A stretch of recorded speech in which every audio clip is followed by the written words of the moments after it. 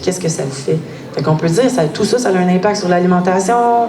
Par exemple, au Canada, sécheresse qui augmente de 70 % le prix du blé, ça va finir par coûter cher. On peut en rajouter, hein? Ça inonde des champs, ça détruit les routes, ça casse des serres, ça empêche la production agricole, ça tombe sur ta maison, les arbres quand il y a du gros vent. Qu'est-ce qu'on est encore en train de faire? Bien, on réfléchit rationnellement. Ah, il y a des conséquences.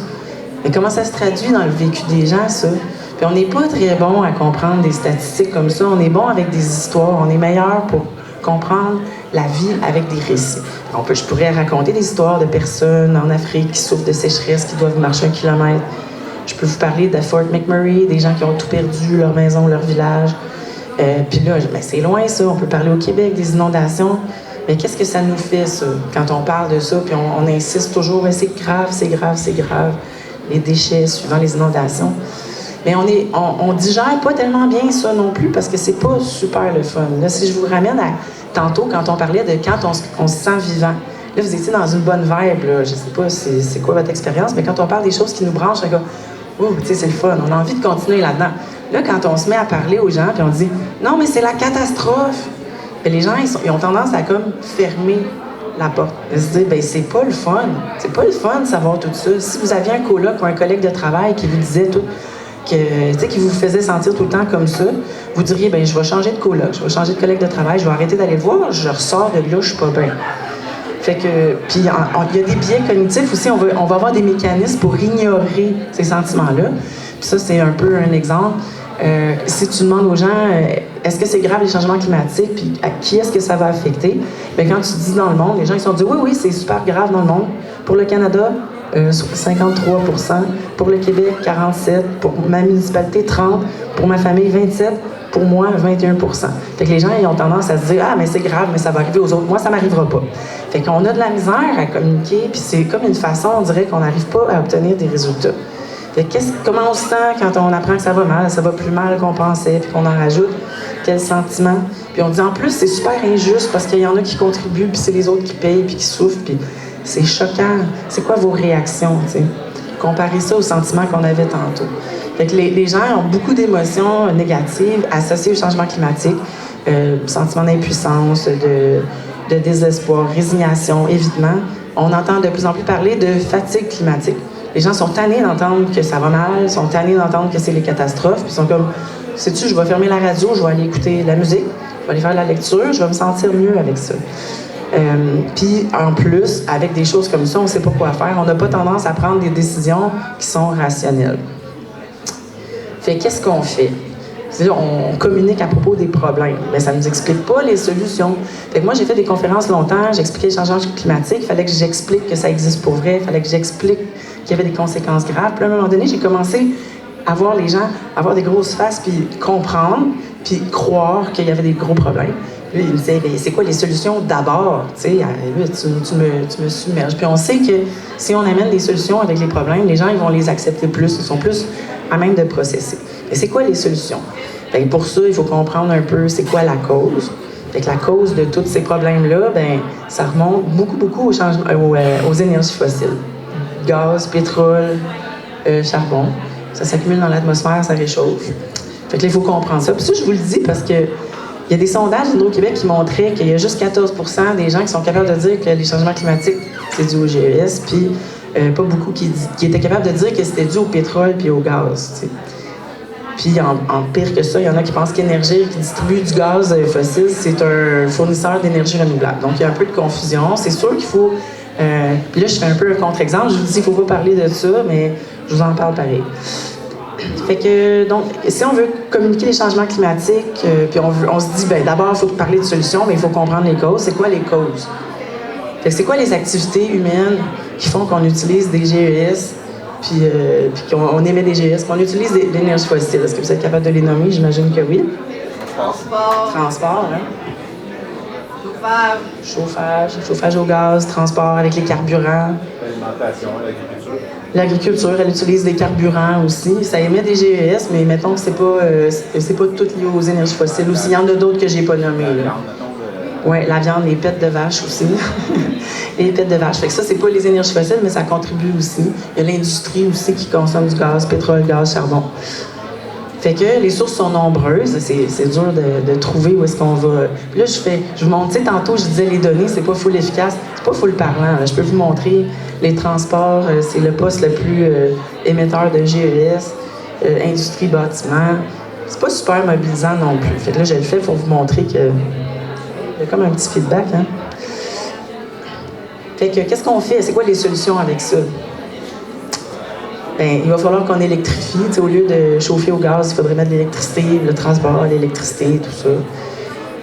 Fait que là, je reviens aux solutions tantôt aussi. T'sais, on a besoin de comprendre bien les solutions. Il y a plein de solutions, puis ça, c'est pas les seules, mais on a besoin de bien les comprendre pour accepter qu'il y a des changements climatiques. Ça, c'est une chose. Je pense que je vais passer vite là-dessus. Je voulais juste vous amener aussi que c'est pas le seul problème. Là, je pense qu'on en a assez sur les épaules. Là.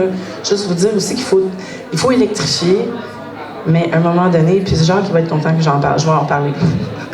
C'est que le pétrole, il faut le remplacer par des énergies renouvelables. Je sais pas trop dans quelle position pour vous parler comme ça. Il faut le remplacer par des énergies renouvelables, solaires, éoliens, biocarburants. C'est ça qu'on essaye de faire, dans le fond. Quand on fait la transition énergétique, on dit qu'il faut remplacer les énergies fossiles.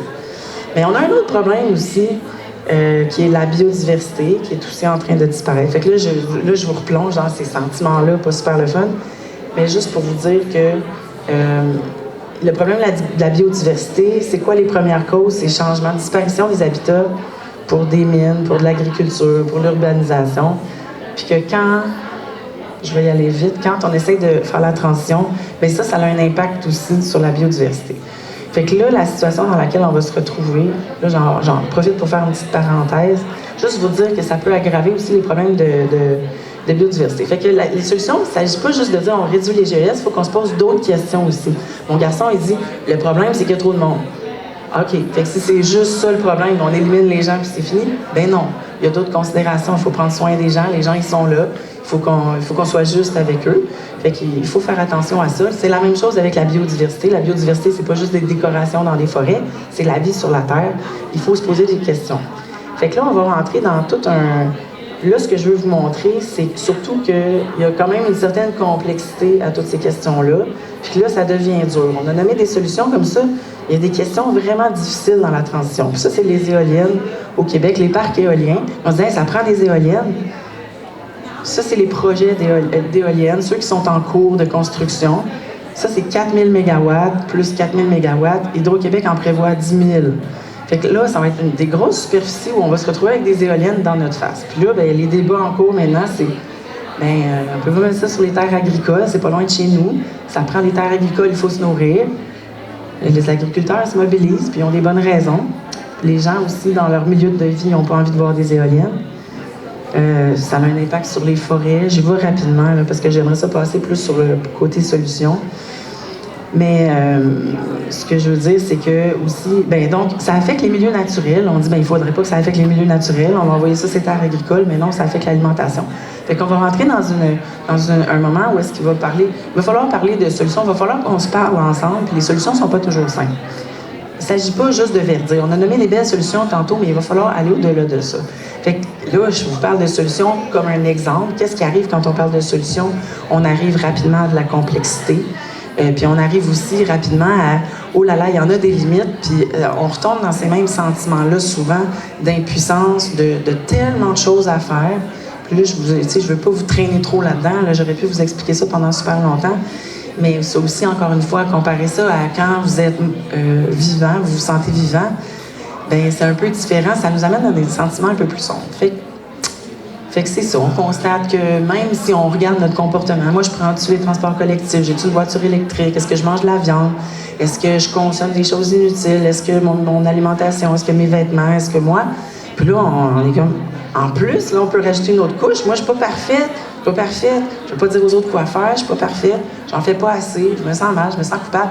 Je vais aller écouter la télé. Je vais aller faire d'autres choses. C'est plus fun. Je vais aller écouter de la musique. Je vais aller voir mes amis. Puis c'est pas mal plus intéressant que d'être confronté à ces sentiments-là. Fait que le constat, c'est que de communiquer par rapport aux problèmes, ça nous amène pas tout le temps à la bonne place. C'est important de comprendre le problème, mais là, il faudrait s'en dégager. 86% du monde au Québec disent que c'est urgent et il faut agir. Fait qu'on peut passer à autre chose. Je pense que ça va être important. Ça, c'est un de mes messages importants. Lâchons les changements climatiques, puis concentrons-nous sur ce que nous, on doit faire. Fait que là, on dit, mais les transports, on n'en a pas parlé longtemps, mais si on se dit, c'est quoi les transports? Il va falloir du transport collectif, du transport partagé, du transport actif, de la densification. Mais ça, c'est-tu moi qui peux faire ça? Je peux-tu faire ça, moi? Décider des investissements dans les transports collectifs plutôt que dans les autoroutes. J'ai pas beaucoup de pouvoir là-dessus non plus, tu sais. Fait que là, tranquillement, je vous amène vers de quoi on parle avec les gens pour que les choses changent vraiment. Bien, il faut parler probablement, puis ça c'est mon hypothèse, on pourra en jaser après, peut-être que tout le monde ne sera pas d'accord, mais moi je pense qu'il faut parler de qu'est-ce que nous on peut faire. Parce que ça, quand on en parle, puis on dit on est ensemble, on fait partie de la solution, on a fait des gains, on est capable. Je suis avec des gens intelligents, des gens qui se préoccupent de la situation, puis on est en action. Ça nous amène dans des sentiments vraiment beaucoup plus proches de qu'est-ce qu'on discutait tantôt. On se sent vivant, on se sent efficace, on est joyeux, on est ensemble. Puis c'est ça, il y a plein de gens ici qui s'impliquent dans des comités citoyens. C'est ça qu'on vit. On est ensemble, on a du fun, puis on a le goût de faire des choses. Fait que je pense qu'il faut parler de qu'est-ce qu'on fait. Puis ça, c'est un exemple, les comités citoyens. Fait que voilà, si on parle juste du problème, ça ne nous dit pas quoi faire, puis c'est peut-être un peu plus de ça qu'on devrait parler. Il y a une autre solution, c'est de faire comme si la crise n'existait pas, mais je pense pas que je vais convaincre personne que c'est une bonne idée de faire ça. Si on fait semblant qu'on n'est pas en train d'avoir une crise cardiaque, on ne pourra pas soigner la crise cardiaque. Mais il y en a des fois qui se disent, mais il ne faut pas parler de façon urgente. La situation est urgente, là. C'est sûr qu'il faut faire comme si c'était urgent, mais il ne faut pas focusser sur ce bout-là de la patente. Fait que ça, c'était mon premier bout. Mon deuxième bout, c'est, OK, mais il faut convaincre les gens de changer leur comportement. Moi aussi, là-dessus aussi, j'ai des bémols. Parce que c'est quoi les causes de cette consommation-là? Quand on se dit, il faut que je change ma consommation, je change mon comportement, t'assumes que la source de la crise, c'est les décisions individuelles de chaque personne. Puis moi, je vais vous expliquer pourquoi j'ai des bémols avec ça. Si je regarde, les impacts sur l'environnement, là, dans toute la chaîne là, de consommation, là, mettons que j'achète quelque chose en bois ou dans ma maison où il y a la flèche jaune, bien, en amont de ça, il y a plein de décisions qui se seront prises que c'est pas moi qui ai pris. Par exemple, ma patente en bois, il y a des gens qui ont décidé de couper la forêt, de la transformer, de la transporter, de faire des produits avec, de l'emmener dans le magasin, puis après ça, moi, je l'achète. Puis après ça, ça devient un déchet. Fait que dans l'extraction, les déchets, ça a un impact sur l'environnement. Mais je vais vous donner des exemples pour vous dire qu'on a une petite part de responsabilité. Puis là, je ne suis pas en train de dire que les comportements individuels ne sont pas importants puis qu'il faut arrêter